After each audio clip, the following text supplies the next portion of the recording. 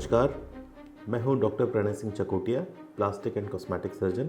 आज हम अपनी प्लास्टिक सर्जरी सीरीज़ में एक इम्पॉर्टेंट केस लेकर आए हैं, हैंड कट इंजरी का। ये अक्सर छोटे बच्चों में देखने को मिलती है जो मशीन में हाथ दे देते हैं, उसकी वजह से हाथ में कट हो जाता है। ये पेशेंट हमारे पास इमरजेंसी में आए और इनका हाथ बुरी तरह से मशीन के द्वारा कट गया था। जो मशीन से इंजरी हुई थी वो ऊपर के हिस्से में हुई थी और जो वुंड था, जख्म था, वो काफ़ी डीप था। पेशेंट को काफ़ी ब्लीडिंग हो रही थी और उसका हाथ, ये सारी फिंगर्स ऐसे लटक गई थी, उनको मूवमेंट भी नहीं कर पा रही थी। जब हमने डिटेल में चेक किया तो देखा कि स्किन के साथ साथ टेंडन्स और बोन्स भी कट गई थी। टेंडन्स वो स्ट्रक्चर होते हैं जो हमारी फिंगर का मूवमेंट कराते हैं। बोन भी सारी कट गई थी, इसलिए सिचुएशन कुछ ज़्यादा ही सीरियस थी। हमने इमीडिएटली पेशेंट को ऑपरेशन थिएटर में शिफ्ट किया। सबसे पहले हमने वुंड को बहुत अच्छे से क्लीन किया जिससे कि फ्यूचर में कोई इन्फेक्शन ना हो। उसके बाद जितनी भी बोन कट हुई थी उनको हमने के वायर, एक स्टील वायर होता है, उसके द्वारा उनको हमने स्टेबलाइज किया, फिक्स किया नॉर्मल पोजीशन में। और उसके बाद जितनी भी स्ट्रक्चर थी, वेन्स, टेंडन्स वगैरह, वो सारे हमने रिपेयर किए।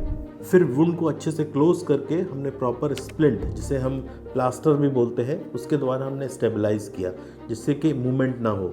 सर्जरी के बाद कुछ दिनों तक मेडिसिन भी चली और स्लैब के द्वारा जो स्प्लिंट लगाया था उसके द्वारा हमने एडवाइस किया कि पेशेंट कुछ दिन हैंड को रेस्ट दे। के वायर निकालने के बाद, जब बोन जुड़ गई, के वायर निकालने के बाद फिर हमने फिजियोथेरेपी स्टार्ट की जिससे कि उसका प्रॉपर मूवमेंट धीरे धीरे वापस आ सके। मेरा नाम नरेंद्र सिंह है। ये मेरी भतीजी है दिया। 25 मार्च की रात को इसका हाथ कट गया था, बिल्कुल अलग हो गया था। प्रणय सर ने इसका ऑपरेशन किया बहुत बेहतरीन तरीके से। उसके बाद में फिजियोथेरेपी 1 महीने करीब हो गई। अभी हाथ बिल्कुल चल रहा है। चला बेटा, सर के लिए धन्यवाद। आप जैसा देख सकते हैं कि पेशेंट का पूरा फंक्शन ऑलमोस्ट 80-90% वापस आ चुका है और ये पेशेंट किस तरीके से वापस अपना लिखने का काम और सारा काम अपना अच्छे से कर पा रही है।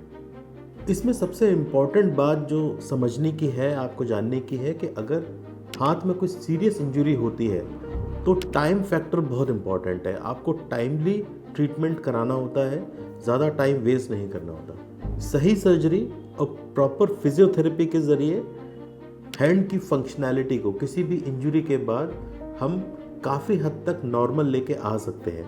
पर इम्पॉर्टेंट बात यही है कि आप कितनी जल्दी उसका ट्रीटमेंट कराते हैं और सही ट्रीटमेंट कराते हैं। अगर कभी आपके साथ भी या आपके किसी नोन फैमिली मेम्बर्स या किसी फ्रेंड सर्कल में ऐसा कुछ आपके साथ भी घटना होती है कि हाथ में इंजरी हो जाती है, तो सबसे पहले घबराइए मत। आप डॉक्टर से मिलिए, फटाफट हॉस्पिटल इन्फॉर्म करें, कंसल्ट करें और जो आपको बेस्ट पॉसिबल सलाह दी जाती है और उसके अकॉर्डिंग आप सर्जरी के लिए प्रोसीड करें। बहुत ज़्यादा भटकने की ज़रूरत नहीं है कि यहाँ पता करें, वहाँ पता करें।